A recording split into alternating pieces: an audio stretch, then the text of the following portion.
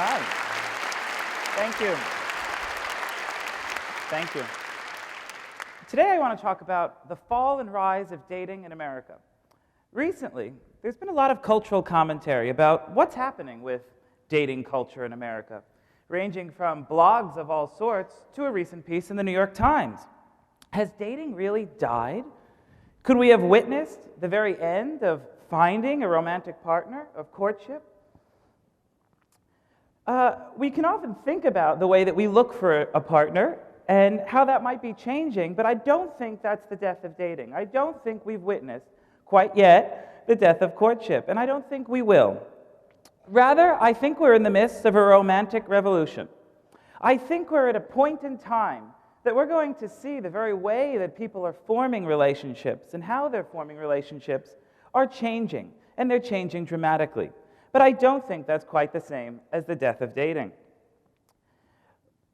We are witnessing large changes in American socio-demographics of who America is. But that doesn't mean that we're not still looking for love. In fact, I think the desire for love is so central to what it means to be human that we can't see the end of it. When we see the end of the pursuit of love, we will see the end of our species. Rather, we're seeing a new type of America, where 1/3 of the U.S. adult population is single, where we have an aging population, and I'll talk about love and sex, and this is happening across age groups from 21 to 65 plus. My apologies to the man sitting next to his grandma, it just got awkward. But we're seeing these behaviors across groups. We're seeing a population that we have perhaps our greatest schisms or things about the economy and politics, but not about the desire for love. So this is changing in many ways how we go about finding a partner and the ways that we find a partner, and there's a lot that's shifting in American culture. But dating, I think, will reemerge like a phoenix from the ashes, because it's always been there, but it's been changing. Now, to start thinking about that, I think we need to start somewhere more basic. We need to think about basic courtship patterns across species. What unites sexually reproducing species in the animal kingdom, with which we are one? Well, courtship patterns in other animals can take all sorts of forms, and they engage in things like we do, including gift-giving, singing, dancing, putting on a bit of a show. And that courtship is important for a sexually reproducing species because it allows one individual to assess another, to make an assessment about their genetic quality and their biological fitness. And those are, whether it be two individuals fighting it out over access to a mate, or a whole, what in some species what we call a lek, where a bunch of birds might line up and all dance, and one female might come and pick one, something similar to what happens in undergraduate bars. And whatever the mechanisms are, this courtship pattern is quite important for the evolution and the maintenance of any particular species. And of course, once courtship happens, there's all sorts of outcomes, but typically copulation. And after copulation, there's all sorts of outcomes. In some species, that might result in a lifelong pair bond, monogamous relationship, and yet in others, it might result in your mate killing you, and in some cases, eating you. But hopefully, that doesn't happen for most humans. But courtship, these courtship patterns, or these dating patterns, they are important in order to assess a partner. And in humans, they take all sorts of different varieties in the way that we try and understand who our partners are. But this is also true in a much more general sense. In the general sense, we're a social species. Humans have always lived. For millions of years, we've evolved being a social species. We eat together, we fight together, we live together, we have to have sex with another person in order to reproduce. The in order to reproduce part is important. And so this characterizes our lineage. It characterizes who we are as a species. And these courtship patterns, although they might be changing, they can't totally go away. Because if they totally go away, then we start to lose that process by which we find a partner. And I think we would see much greater changes than what we've seen so far. Now, there are changes in what that courtship has meant throughout history. So from a biological perspective, we know that humans and many species might engage in that courtship in order to find a partner. But then what happened was social regulation came in from societies all over the world, and they started to regulate the process of marriage. And marriage became, and partnership became, perhaps about convenience, or perhaps about economy, or about things that weren't necessarily related to one's biological imperative or one's biological desires. And then throughout history, as historian Stephanie Kuntz has argued, love has reconquered the marriage, the idea of partnering for someone that you love, that you're attracted to, that you desire, that the partnership isn't just based on a business transaction, although certainly they sometimes are, right? Sex and relationship are an exchange of goods in many ways. But now we can think again about engaging in these relationships for love, for finding a partner. But what's happened, at least in the last century, when we think about these courting practices, particularly in America, with this reemergence of thinking about dating for love? Well, if we think about, let's say, the 1920s, there was a traditional pattern. The traditional pattern included a young man going to a young woman's home, usually courting her in front of her parents in the sitting room, in many respects courting her parents at the same time, so that this was a more traditional form of courtship. And that started to change. And during these processes of courtship, not only are you trying to woo the parents, you're trying to get the approval of the parents.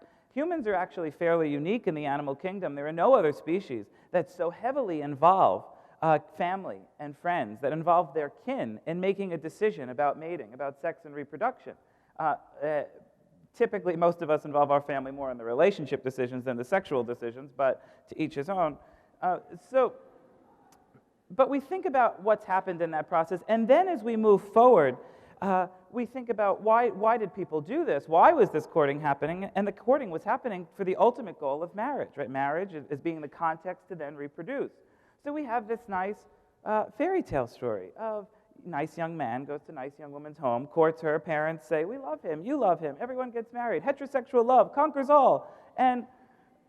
But that's not necessarily what we're seeing today in those shifting demographics. In those shifting demographics, more Americans than ever before are looking for love, but not necessarily to officially tie the knot, to officially have that legal contract of marriage, not necessarily get married young, not necessarily have kids. Over the last few decades, there's been huge changes in marital and relationship patterns, including cohabiting. So as we moved out of this idea of courting in the parent's home, and then we see the rise of automobiles, the rise of new technology, and dating starts happening outside the home, no longer under parental supervision. And that also meant that there would be perhaps more engagement with the partner during a date. So things like holding hands, things like putting an arm around them, things like kissing them, a little bit awkward when the parents are in the parlor watching you. And this can change as dates start to happen outside of the home. So an emergence of a dating culture outside of the home. And also an emergence of new venues, including new types of party events, automobiles. But then we fast forward to what's happening today, and we think about this death of dating discussion that's happening, and many people often say, well, it's a death of dating, but it's also because it's a rise of a new sexualized youth. So what happened was dating went from the front seat of a car in a nice drive-in movie theater to the back seat of the car. And with the idea that then hookup culture emerged in America, the idea that sex for fun, sex for pleasure, sex outside of commitment took over, and somehow we're not dating. In one recent study, college students reported that they had had 2 hookups for every first date. So there is some evidence that does suggest that hookups are happening more than dates, and for the last few years, my collaborators and I have been studying sexual hookup culture academically, and what we're finding is that for many young adults, although they're engaging in these uncommitted sexual encounters, they're still looking for love. There's still a desire for a relationship.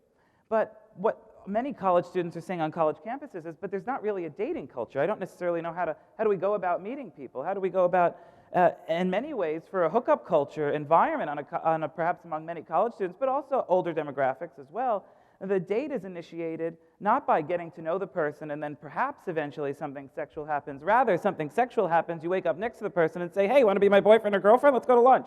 And we've somehow changed the very order with which we're getting to know people, what some people jokingly call a type of copulation courtship. So you engage in sexual activity with them, and then you say, okay, this could work. Now, but I don't want to characterize that as being what's happening everywhere. And on average, most people actually report generally being glad with their sexual hookup experiences. So although there are risks, most people say that they generally enjoy them. And that's not to say that there's not still looking for relationships. In one of our studies, nearly half of college students said that they hooked up because they were looking to start a romantic relationship. So these processes are sort of happening at the same time. We have all these shifts happening in American culture about the way we navigate the desires for love and sex. But the other thing that's changing is new technology. Technology is changing the very way we communicate with each other. And as a social species, as a species that has this heritage of being in these social groups, what does it mean? I was out to dinner last night, and there was a table next to me, and everyone was texting. They weren't speaking to each other. Everyone was looking down, texting. And maybe they were texting each other, I don't know. But the idea that we're not engaging with each other in the same way that we have for millions of years, talking, listening to each other's voices, looking at each other, smelling each other, tasting each other, using these senses that we've evolved to better understand who our conspecifics are. We've moved it into this technological era. And we are, in many ways, in a historically and evolutionary, unprecedented environment. We don't have the skills, perhaps, to engage in communications in these ways. So if it's changing the very way we conduct ourselves socially, how could it not change the way we conduct ourselves romantically and sexually? And we can think about how technology has changed. Perhaps increases in online dating is one example. Other examples might be text messaging or sexting, which was getting more attention recently in the media. And while on the one hand, something like sexting could be really useful for a couple that perhaps is long distance and trying to stay connected with each other, on the other hand, we also worry about some of the concerns that sexting. And in a recent study of ours, people are right to be concerned because a large proportion of men and women actually do share their sex messages with multiple people. So you're right to be concerned. They don't actually stay all that private, but have fun. So I want to talk about a study. For the last few years, Helen Fisher and I have been conducting a study called Singles in America with the sponsorship of the online dating site Match.com. And what we've been trying to look at is really understand who single Americans are. How do they influence American culture at a third of the adult population? And in a recent study we did with psychologist Ben Crozier, we wanted to look at how people are meeting. Really, is technology impacting the way that people meet? If we're not seeing these traditional dates, go to dinner and a movie, get to know each other, where are people meeting? So we took all the ways that people were meeting, and we just separated online versus everything offline. And if we look at all the reasons, online is almost a third, a little bit less, 28% of people have met, of singles had met their last partner over the internet. That's greater than every other category. It's greater than friends. Friends are only a little bit over 20%. So more than every other, or clergy, or church, or any other areas that we often think, much less than bars, unfortunately. So if we think of all the different areas that people are meeting each other, online has become the most common way today that people are meeting a romantic partner. This is totally new for American culture. It's totally new for the way we have relationships. And a vast majority of that, of all the online areas, is actually online dating sites. We also asked people, just in general, have you ever met someone on a date online? And about a third of the population, singles, about a third of the single population have said that they've met a date online. These numbers are even higher among gay and lesbian Americans. And that makes sense, because if we think of certain groups, like sexual minorities, that might have a hard time for a variety of reasons, including not being a lot of gays and lesbians in their local community, perhaps because of local stigma. So not only is new technology and the internet allowing people totally new and unprecedented ways of finding and meeting each other, it's also allowing certain groups ability to meet each other that otherwise had been difficult. So we really are seeing the power of romance, but being reshaped in this new technological era. And I think this makes sense. I think this makes sense that people are using this new information to try and find love. And we are in this uncharted waters, and it is confusing, and perhaps it seems like the traditional date is gone, but is it really gone if you're talking to someone for months online, if you're texting with them, perhaps flirting with them, perhaps getting to know everything about them in these new and interesting ways, which is what we're seeing in the data in our studies and in others. And I think that makes sense because the drive for love, the desire for romantic relationships, we know from history that it's done everything from cause people to create material culture, to start wars, to be revived from the brinks of life. So it's not all that surprising that people are still looking for love, but going about finding it in all these new ways. But if America is really serious about wanting to reclaim the date and wanting to reclaim this idea of going out, getting to know someone face to face, and the excitement of dating, the highs and lows and whirlwinds of going on dates, well, then I have a call to action. I have a request. If the American people are serious about reinvigorating dating culture today in a way that perhaps is more overt and more fun, then the next time you meet someone and you feel that push and pull of romance, whether it be in a coffee shop or on an online dating site or in your local farmer's market, just don't spill fruit on them, go up to them and ask them on a date. The worst they can say is no. Thank you.